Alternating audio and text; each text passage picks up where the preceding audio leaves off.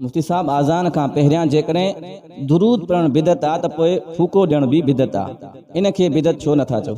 जेके माण्हू आज़ान का पहिरियां दुरूद पढ़नि था इबादत जी नीयत सां, ऐं शरीयत जो उसूल आ त जेकी शइ तहां इबादत जी नीयत सां कयो था पिया उन जो शरीयत में सबूत हुजण ज़रूरी आ।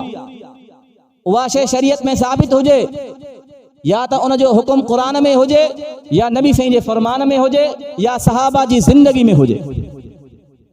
अज़ान का पहिरियां न अल्लाह जो हुकुम आ, न नबी साईं जो तरीक़ो आ, न सहाबा जो अमल आ। इन करे असां चऊं था बिदत आ। बाक़ी जेको आज़ान का पहिरियां लाउड स्पीकर में फूको ॾियूं था वो इबादत ना है।